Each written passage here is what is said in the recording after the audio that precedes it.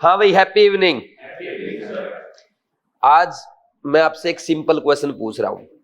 आप डॉक्टर बन गए और आपके सामने एक एक्सीडेंटल केस आया है और आप समझ गए कि ये जो एक्सीडेंटल केस है इसको बचाने के लिए मेरे पास सिर्फ और सिर्फ 21 मिनट्स है।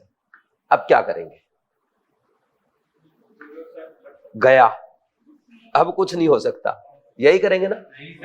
और क्या करेंगे? क्या करेंगे? कोशिश करेंगे। और कोशिश कैसी करेंगे? डू एंड डाई, मतलब जबरदस्त कोशिश करेंगे।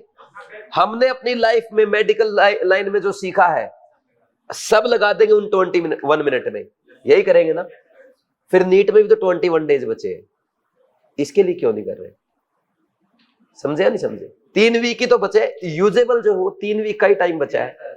तो आप डू एंड डाई वाली सिचुएशन जो आज आपने जो अभी तक आपने सीखा है वो इन 21 डेज में आप क्यों नहीं झोंकना चाहते?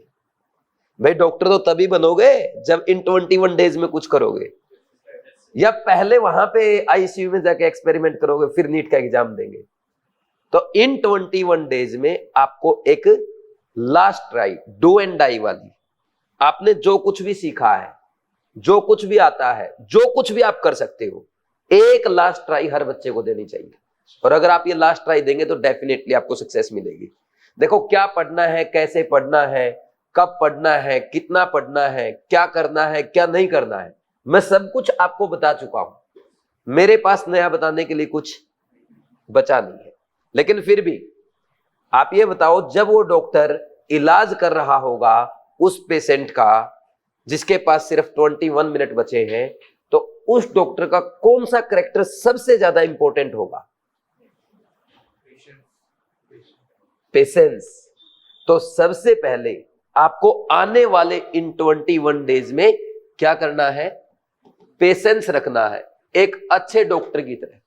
कितनी भी प्रॉब्लम आ जाए, आपके मार्क्स कम आ गए, आपका रिवीजन छूट गया, सिलेबस कंप्लीट नहीं हो पाया, ठीक, आपका टेस्ट छूट गया, आप थोड़े बहुत बीमार पड़ गए, आपको किसी ने कुछ बोल दिया, आपको इन 21 डेज में पेशेंस लूज नहीं करना है। आप में जितना ज्यादा पेशेंस होगा आपका सिलेक्शन उतना ही पक्का होगा। समझे या नहीं समझे? सेकंड कैरेक्टर क्या है? फोकस तो अपने आप हो जाएगा। अगर पेशेंस होगा तो फोकस अपने आप हो जाएगा। सेकंड, आप अपनी पूरी कोशिश करेंगे मैक्सिमम करने की, ठीक वैसे ही जैसे वो डॉक्टर कोशिश कर रहा है लास्ट 21 मिनट में अपने पेशेंट को बचाने की। उसके हाथ में लाइफ नहीं है, उसके हाथ में क्या है? कोशिश। उसने एक्सेप्ट कर दिया है, भाई मेरे पास ये 21 मिनट है, मैं अपना पूरा एफर्ट लगाऊंगा, लाइफ बचे या ना बचे। क्या है उसमें? एक्सेप्टेंस है। तो आपका सेकंड कैरेक्टर क्या होना चाहिए? एक्सेप्टेंस। हम अपना 100% एफर्ट लगाएंगे बिना ये सोचे कि रिजल्ट क्या होगा। और खास बात बता दूं आपको, आप एक चीज एक्सेप्ट कर दो, सिलेबस कभी कंप्लीट नहीं होता, रिवीजन कभी भी पूरा नहीं होगा। अब लास्ट टाइम पे आपको सिलेबस कंप्लीट करने वाली जिद छोड़ देनी चाहिए। आपका सिलेबस कंप्लीट नहीं होगा, ये मेरा पिछले 10 सालों का एक्सपीरियंस है। जो सिलेबस कंप्लीट करता है फिर उसको ना 21 डेज में तो हो नहीं पाता, 1 साल और लगती है। समझ गए? तो बेटर है हम सिलेबस कंप्लीट करने वाली जिद छोड़ दें। इवन आपका रिवीजन भी कंप्लीट नहीं होगा, एग्जाम के 1 दिन पहले भी आपको ये लगेगा कि यार रिवीजन प्रॉपर नहीं हो पाया, किसी को लगेगा यार इनऑर्गेनिक सही से कंप्लीट नहीं हो पाई, यार जूलॉजी अच्छे से कवर नहीं हुआ, फिजिक्स के फॉर्मूले कवर नहीं हुए, मतलब आपको कुछ ना कुछ छूटा हुआ फील होगा ही होगा। और आपको नहीं, हर स्टूडेंट को इस क्लास में जो बैठा है, ऑफलाइन स्टूडेंट है या ऑनलाइन स्टूडेंट है, इवन जिसकी रैंक 1 आने वाली है ना, वो भी सेम फीलिंग में होगा कि यार सिलेबस कंप्लीट नहीं हो पाया, यार ये टॉपिक छूट गया, यार रिवीजन नहीं हो पाया। जिसके 720/720 आने वाले हैं ना, अगर कोई 720 करेगा इस बार, उसकी भी सेम फीलिंग है। तो आप एक्सेप्ट कर दो, कभी भी सिलेबस कंप्लीट नहीं होता, रिवीजन पूरा नहीं होता, लेकिन मैक्सिमम किया जा सकता है। परफेक्शन कभी नहीं आता, बट मैक्सिमम तो कर ही सकते हैं। और परफेक्शन के चक्कर में मैं आपको एक बात बताऊं, perfection always leads to procrastination. ठीक, परफेक्शन हमेशा डिले की तरफ ले जाता है आपको, कल करूंगा, परसों करूंगा, आज तक नहीं किया, कल भी नहीं होगा। तो परफेक्शन को छोड़ो, जितना कर सकते हो उतना करो। ठीक। थर्ड, यह बात मान लो, सिलेक्शन पढ़ाई से नहीं होगा, डिसीजन मेकिंग से होगा। सिलेक्शन पढ़ाई से नहीं होगा, आपकी डिसीजन मेकिंग से होगा। और सिलेबस से नहीं, रिवीजन से रैंक आएगी। मतलब सिलेबस पूरा करने से के चक्कर में रैंक खराब हो जाएगी, अगर आपने रिवीजन कर दिया तो रैंक अच्छी आएगी। आप 3 चैप्टर बचे हैं उनको कंप्लीट करना चाहते हो, इससे अच्छा है जो आपने पढ़ रखे हैं उनको 3 बार रिवाइज कर दो। क्योंकि अगर कोई भी 3 चैप्टर अच्छे आप करोगे तो आपको 15-20 दिन तो लग जाएंगे, तो कोशिश करो 15-20 दिन में जो पढ़ा हुआ उसी को 3 बार पढ़ दो, वो ज्यादा इफेक्टिव होगा। समझे? तो रैंक किससे आती है? रैंक हमेशा रिवीजन से आती है, रैंक हमेशा रिवीजन से आती है। ठीक है। नेक्स्ट, और रिवीजन आपको पता है बार बार करना है ना, जितना ज्यादा हो सके। और रिवीजन में ना सब कुछ नहीं पढ़ना होता। ठीक। अब मैं आपके लिए जो एनसीईआरटी सीरीज के वीडियोज है ना वो अपलोड कर दूंगा। कोई वीडियो आएगा 20 मिनट का, कोई आधे घंटे का, कोई 1 घंटे का, कोई 45 मिनट का, पूरा चैप्टर रिवाइज। वो तो 2026 वाले होंगे ना, 2027 वाले भी अपलोड कर दूंगा। ठीक, अभी कल से अपलोड कर देंगे। और उनमें क्या होगा, जो एनसीईआरटी सीरीज ये आपकी 8 अप्रैल से स्टार्ट हो जाएगी। डेली एक वीडियो आएगा, वीडियो का लेंथ कितना भी हो सकता है, 23 मिनट का, 30 मिनट का, 40 मिनट, 50 मिनट, 1 घंटा ऐसे। और एक वीडियो में आपका एक चैप्टर रिवाइज हो जाएगा कंप्लीट। और उसमें रिवीजन क्या होगा, जैसे मैं आपको क्लास में लास्ट में कराता था ना, सारे इंपॉर्टेंट पॉइंट्स, सारे एनसीईआरटी के टॉपिक्स, मतलब जो एग्जाम में पूछे जा सकते हैं, एग्जामिनर आपसे एग्जाम में जो मिस्टेक करवा सकता है। ठीक, एनसीईआरटी के या प्रीवियस ईयर एग्जाम्स के वो क्वेश्चन जो एग्जाम में पूछे जा सकते हैं, सारे इस सीरीज में रिवाइज हो जाएंगे। ऐसे करना होता है रिवीजन। समझे या नहीं समझे? तो आप भी सिर्फ उन पॉइंट्स पे फोकस करें जो आप भूल सकते हैं। एग्जामिनर एग्जाम में जो गलत करा सकता है, जो फॉर्मूला आपको याद नहीं रहता है। ठीक, अब बार बार आप पढ़ते रहो delta T F equal to I into K F into M, क्या ये आपको याद नहीं है? क्या सेंस है इसका याद करने की? ठीक, समझे या नहीं समझे? कुछ बच्चे बोला सर के एफ की यूनिट क्या आएगी, के एफ की यूनिट क्या आएगी? अरे इसकी केल्विन और इसकी मोल पर केजी होती है, उस तरफ ले जाओ, क्यों रटते हो यूनिट को? या आ गई के एफ की यूनिट? नहीं, कुछ बच्चे फालतू में रटते रहते हैं। हाँ, के एफ वाला फॉर्मूला थोड़ा सा पढ़ना पड़ता है, के एफ और के बी का, वो याद करने वाला फॉर्मूला, वो रिवीजन का पॉइंट हो गया। समझे या नहीं समझे? तो ऐसे इंपॉर्टेंट पॉइंट्स को फोकस करें, जो स्टैंडर्ड क्वेश्चंस है उनको रिवाइज करें। सब कुछ पढ़ने की जरूरत नहीं है। ठीक, रिवीजन इफेक्टिव होना चाहिए, आपको सब आता है।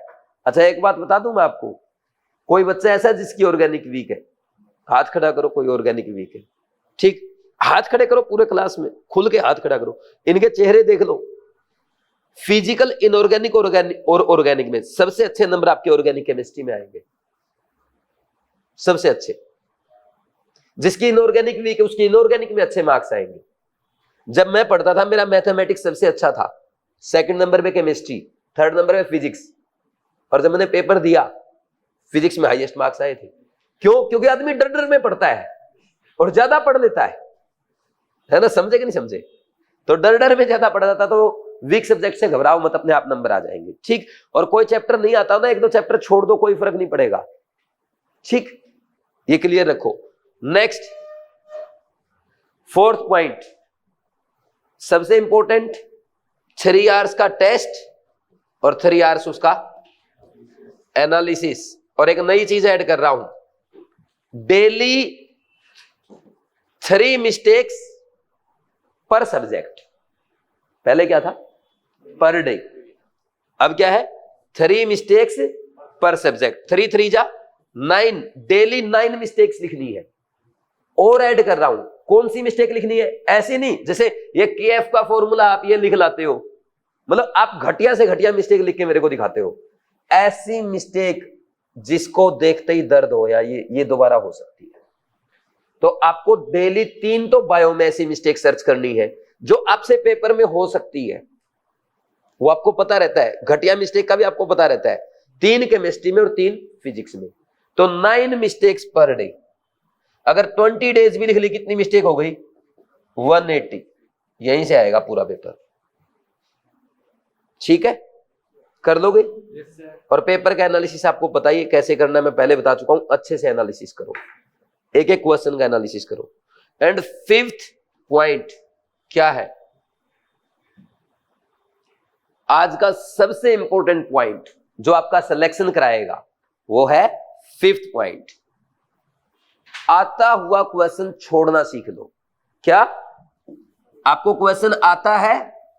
आता हुआ क्वेश्चन छोड़ना सीखो। जिसने ये कला सीख ली ना, जिसने ये कला सीख ली, आता हुआ क्वेश्चन छोड़ दिया, उसका सिलेक्शन कोई भी नहीं रोक सकता, चाहे उसका सिलेबस कंप्लीट हुआ या नहीं हुआ, चाहे उसका कोई सब्जेक्ट वीक है या नहीं है, कोई फर्क नहीं पड़ता है। जिसने आता हुआ क्वेश्चन छोड़ना सीख लिया ना, उसका सिलेक्शन 101% होगा। आप देखो ना आपके साथ प्रॉब्लम क्या है, आप हर क्वेश्चन को ट्राई करते हो फर्स्ट अटेम्प्ट में, हर क्वेश्चन को, छूटता ही नहीं आपसे क्वेश्चन। अरे कुछ चीजें तो फिक्स कर दो कि असर्शन रीजन देखना ही नहीं है पहले अटेम्प्ट में, ठीक, भले ही आपको 100% आता है। आपने जैसे ही फिजिकल केमिस्ट्री का क्वेश्चन देखा, फिजिक्स में कैलकुलेशन का क्वेश्चन देखा, आपने जेनेटिक्स का क्वेश्चन देखा जिसमें टेक्निकल टर्म्स यूज होती हैं, वो क्वेश्चन करना ही नहीं है मुझे अजीब सा मैच द कॉलम लग रहा है, नहीं करना है। मुझे इतना बड़ा क्वेश्चन लिख रहा है, नहीं करना है।